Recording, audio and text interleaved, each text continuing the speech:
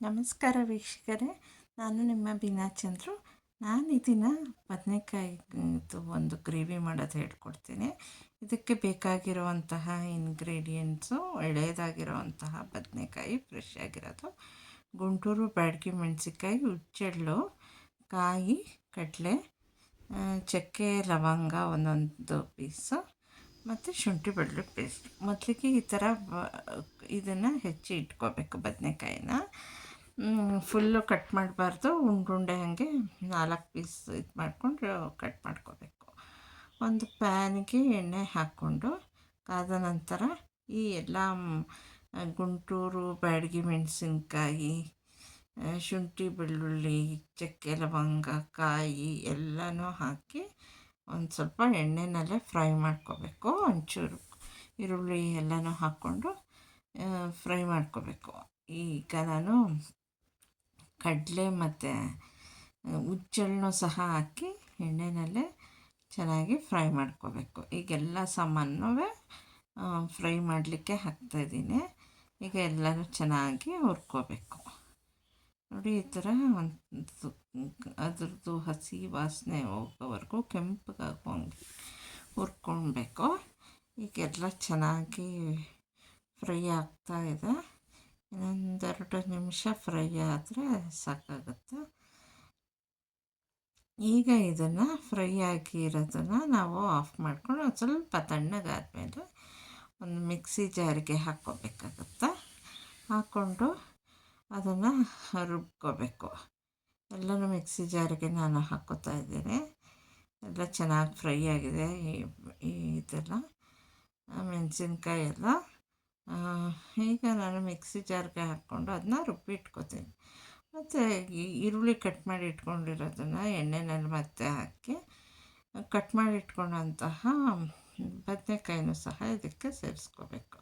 ಬದನೆಕಾಯಿನ ಈ ರೀತಿ ಕಟ್ ಮಾಡ್ಕೋಬೇಕು. ಉಂಡುಂಡೆಯಾಗೆ ಒಂದು 4 ಪೀಸ್ ಮಾಡ್ಕೋಬೇಕು. ಮಾಡಿಕೊಂಡು ಕಟ್ ಮಾಡಿ ಇಟ್ಕೊಂಡಿದ್ದೀನಿ. ಈಗ ಈರುಳ್ಳಿ ಚೆನ್ನಾಗಿ ಫ್ರೈ ಆಗ್ತಾಯಿದೆ. ಇದಕ್ಕೆ ನಾವೀಗ ಬದನೆಕಾಯಿ ಹಾಕ್ಕೋಬೇಕಂಗೆ. ಬದನೆಕಾಯಿ ಹಾಕ್ಕೊಂಡು ಅದನ್ನು ಎಣ್ಣೆಯಲ್ಲಿ ಫ್ರೈ ಮಾಡ್ಕೋಬೇಕು.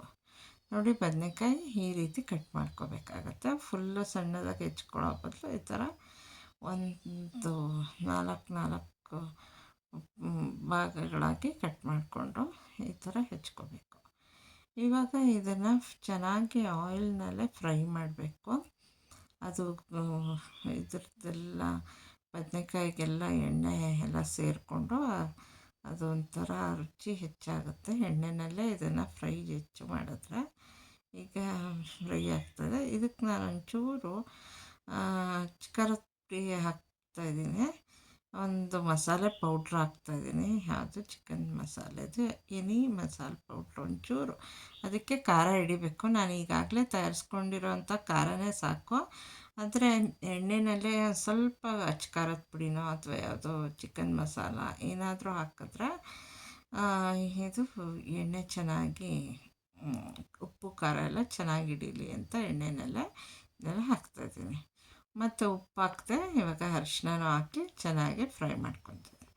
ಈಗ ನೋಡಿ, ನಾವು ಮಸಾಲೆ ತಯಾರಿಸ್ಕೊಂಡಿರೋ ಮಸಾಲೆನೂ ಸಹ ಈ ಫ್ರೈ ಆದಂಥ ಬದನೆಕಾಯಿಗೆ ಹಾಕ್ಕೊಂಡು ಚೆನ್ನಾಗಿ ಮಿಕ್ಸ್ ಮಾಡ್ಕೋಬೇಕು. ಈಗ ನಾವು ಗುಂಟೂರು ಬ್ಯಾಡಗಿ ಮೆಣಸಿನ್ಕಾಯಿ ಹಾಕ್ಕೊಂಡಿರೋದ್ರಿಂದ ಇದರದ್ದು ಕಲರು ಸ್ವಲ್ಪ ಕೆಂಪಗೆ ಬರುತ್ತೆ. ಇದು ಗ್ರೇವಿದು ಕಲರು. ನಾನು ಎರಡು ಮೆಣಸಿನ್ಕಾಯಿ ಹಾಕ್ಕೊಂಡಿದ್ದೀನಿ, ಹೆಚ್ಚಿಗೆ ಖಾರ ಹಾಕ್ಕೊಂಡಿಲ್ಲ. ಇದನ್ನು ಎಲ್ಲ ಒಂಚೂರು ನೀರು ಹಾಕ್ಕೊಂಡು ಇದನ್ನು ಚೆನ್ನಾಗಿ ಇದು ಮಾಡಬೇಕು, ಕುದೀಲಿಕ್ಕೆ ಬಿಡಬೇಕು. ಇವಾಗ ಕುದೀತಾ ಇದೆ. ಇನ್ನೂ ಚೆನ್ನಾಗಿ ಬದನೆಕಾಯಿ ಎಲ್ಲ ಚೆನ್ನಾಗಿ ಬೇಯಬೇಕು. ಎಣ್ಣೆನಲ್ಲೇ ಫ್ರೈ ಆಗಿದ್ರೂ ಸಹ ಬದನೆಕಾಯಿ ಸ್ವಲ್ಪ ಬೇಯಬೇಕಾಗತ್ತೆ. ಇದನ್ನೆಲ್ಲ ಚೆನ್ನಾಗಿ ಮಿಕ್ಸ್ ಆಗ್ತಾಯಿದೆ. ಎಲ್ಲ ಮಸಾಲೆಗಳನ್ನು ಮಿಕ್ಸ್ ಮಾಡಿ ಉಪ್ಪು ಖಾರ ಕರೆಕ್ಟಾಗಿದೆಯಾ ಅಂತ ಚೆಕ್ ಮಾಡಿಕೊಂಡು ಇದಕ್ಕೆ ಇದು ಮಾಡಬೇಕು. ಇವಾಗ ಬದನೆಕಾಯಿ ಗೊಜ್ಜಿಗೆ ನಾವು ಒಂದು ಅಕ್ಕಿ ರೊಟ್ಟಿ ಮಾಡ್ಕೊತಾ ಇದ್ದೀನಿ. ಅಕ್ಕಿ ರೊಟ್ಟಿ ಕಲಸಿಟ್ಕೊಂಡು ಅಕ್ಕಿ ರೊಟ್ಟಿನ ಚೆನ್ನಾಗಿ ನಾದಿ ಇಟ್ಟಿದ್ದೆ. ಅದನ್ನು ಈಗ ಅಕ್ಕಿ ರೊಟ್ಟಿ ಮಾಡ್ಕೊತಾ ಇದ್ದೀನಿ. ಇದನ್ನೂ ಅಕ್ಕಿ ರೊಟ್ಟಿನ ಮಾಡಿಕೊಂಡು ಬದನೆಕಾಯಿ ಜೊತೆ ಕಾಂಬಿನೇಷನ್ನು ಬಹಳ ರುಚಿಯಾಗಿರುತ್ತೆ. ವೀಕ್ಷಕರೇ, ಈ ರೆಸಿಪಿ ನಿಮಗೆ ಇಷ್ಟ ಆದರೆ ನಿಮ್ಮ ಮನೆಯಲ್ಲೂ ಟ್ರೈ ಮಾಡಿ ಮತ್ತು ನನ್ನ ಚಾನಲ್ನ ಸಬ್ಸ್ಕ್ರೈಬ್ ಮಾಡಿ. ಇವಾಗ ಅಕ್ಕಿ ರೊಟ್ಟಿಗೆ ನಾನು ಇದು ಮಾಡಿ ಆಗಿದೆ. ಅಕ್ಕಿ ರೊಟ್ಟಿನ ನಾನು ಮಾಡ್ಕೊತಾ ಇದ್ದೀನಿ. ಈಗೆಲ್ಲ ಅಕ್ಕಿ ರೊಟ್ಟಿನ ಮಾಡಿಟ್ಟಿದ್ದೀನಿ. ಬದನೇಕಾಯಿ ಗ್ರೇವಿನೂ ಸಹ ರೆಡಿಯಾಗಿದೆ. ಅಕ್ಕಿ ರೊಟ್ಟಿ ಬದನೇಕಾಯಿ ಕರಿ ಕಾಂಬಿನೇಷನ್ ತುಂಬ ಚೆನ್ನಾಗಿರುತ್ತೆ. ನಿಮ್ಮ ಮನೇಲಿ ಟ್ರೈ ಮಾಡಿಬಿಟ್ಟು ನಮಗೂ ತಿಳಿಸಿ. Thank you for watching.